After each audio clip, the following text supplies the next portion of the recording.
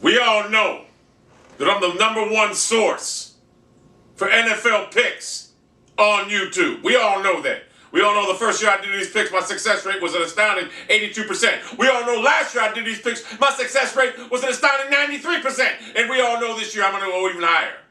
Now, for the people out there that don't understand these picks, if Team A is getting 6 points, then Team B must beat that Team A by 7 points to cover. You see what I'm saying? 6 points a push, it's a loss. 7 points wins. You get the gist of what I'm trying to say, okay? It's a tricky thing right now. They give weak teams like the Jacksonville Jaguars massive amounts of points to try to even it up for betting. If you just bet football games straight up, it should be a 100% victory. It's easy to call. Getting to that, a lot of British fans, or UK fans, or European fans want me to explain the rules of the National Football League so they can understand it better because they actually want to learn this, and I will in a future video. But right now, I'm giving you picks right now. Now, to the people out there that are from a different country that want to root for a team that's interesting, we got some teams I'll give you real quick. New England #1, Pittsburgh #2, Denver because of Peyton Manning, but I don't believe they're going to do it. I mean, whatever. Whatever. Dallas Cowboys, America's team. Green Bay, you want to be a front runner when you just want to pick a team. You don't want to pick a sorry-ass team like Jacksonville or Minnesota. You want to pick a team that's a winner right now. So you're going to pick them teams, the aforementioned teams. Getting to what we all been waiting for. Drum roll.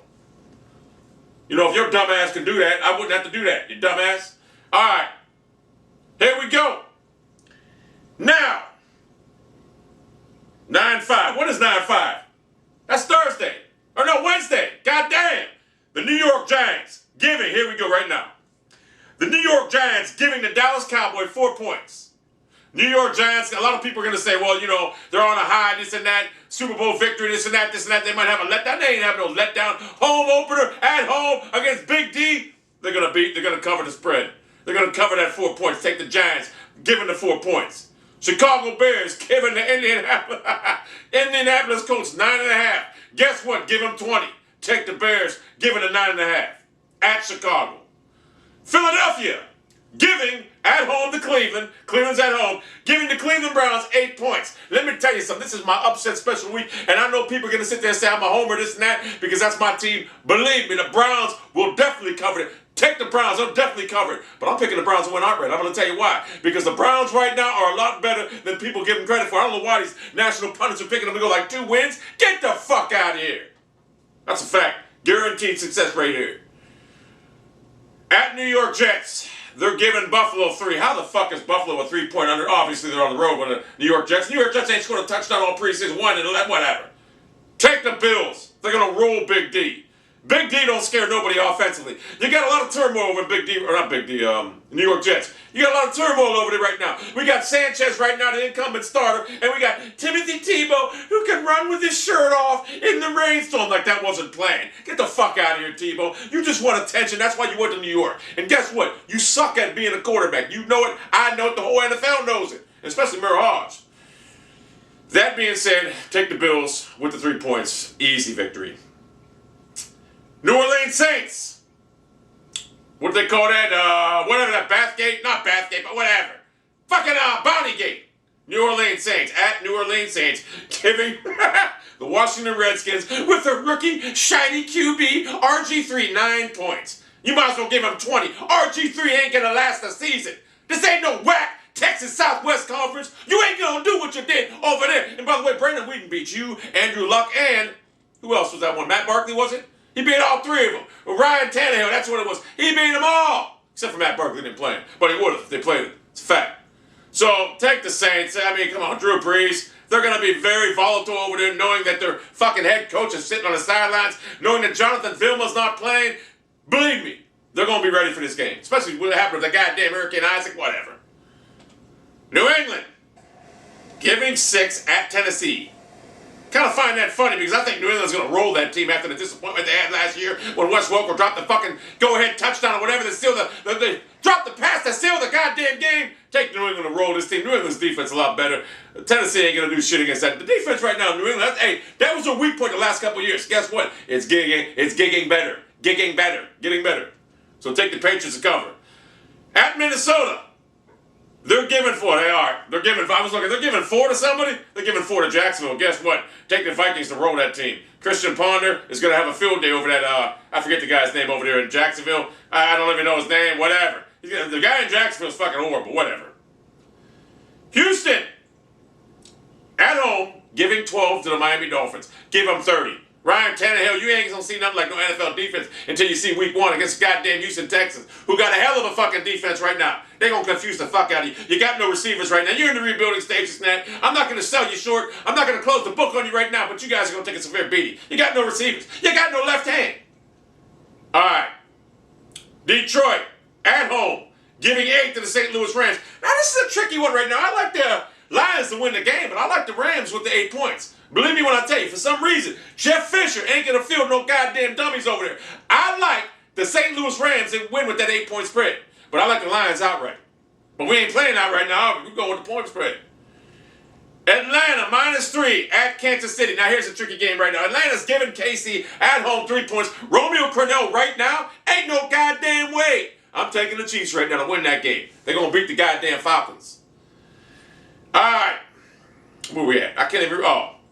Here's a marquee matchup right now. There's so many marquee matchups right now, it's unbelievable. Well, this is one of the marquee matchups right now. This is one of the greatest marquee matchups right now. The Green Bay Packers at home giving the San Francisco 49ers 5 points with Alex Smith as the quarterback right now. You know, the guy that they tried to push to the side, didn't want to sign him because they wanted Frankenstein Peyton Manning. Guess what? Give him 20.